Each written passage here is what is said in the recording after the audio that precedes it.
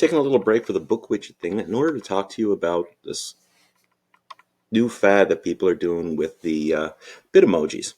And being a Google person, I thought to myself, well, can we do this with slides? And yeah, we pretty well can. I'll show you a couple of examples before I show you how to do this. This is one that I put into my classroom for my class today. A view only, so they don't see any of the back slides. And let's just click View and Present. So when my Google Classroom, there's a link to this. And as you can see, it looks like a television set. I've got the today's lesson up right here. I've got myself there on the television screen. And I have this little thing here that says, for the remote. So if I click on the remote, boom, it goes straight to the IXL website.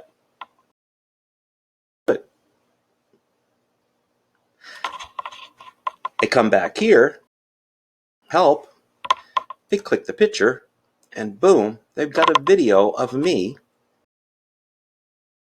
to work. Now,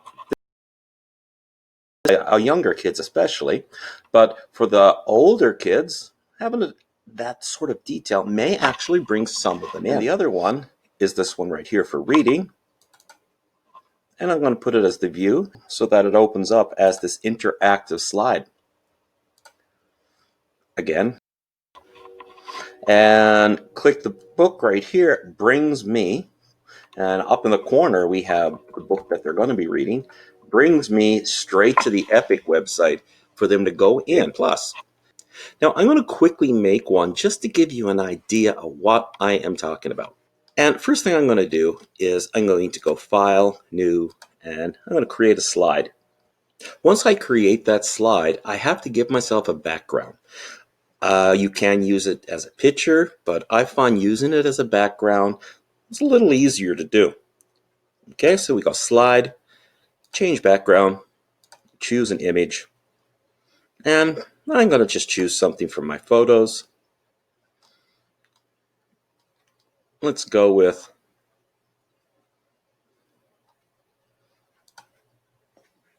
my Jeep. So now we have this thing right here. First thing I would do was get rid of these text boxes for a moment. Then you're going to be looking for something to add to it in order to try to make this interactive.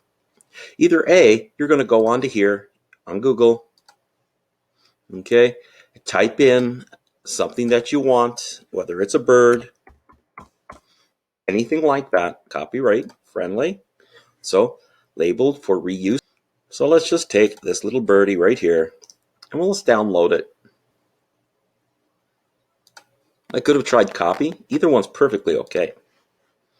Now, I'm going to take that bird and I'm just going to place the bird right here.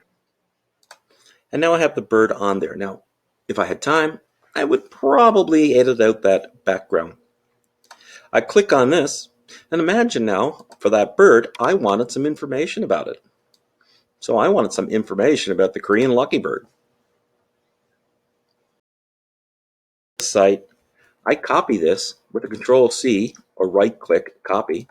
Now I'm going to come back to my Google slide, and while I'm on this, you're going to be able to see me add a link, which is right here, to this picture.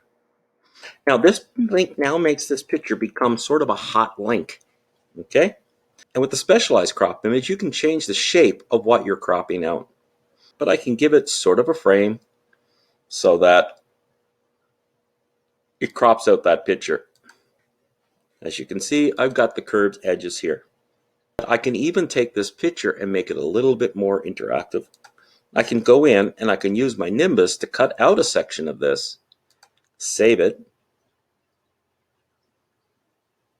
click Save, and then just drag this picture back in, throw a link, whatever I want that link to be,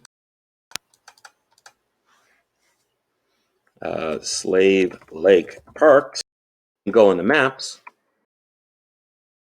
copy the link that's up here, and then go back to my slide. So now it looks like just a regular slide. I could have pictures up here. I could have all of these things. But if I share it with students, give it a name, testing, click save. If I decide to share it with anyone and get a link, what I want to do is I only want them to be able to see it. Okay, so getting here, we want to have it to anyone with the link, and we want them only to be viewers. That's the only thing we want. And then click done. Now this link allows them to see it only in a presentation mode. So when I test it out to see, this is see.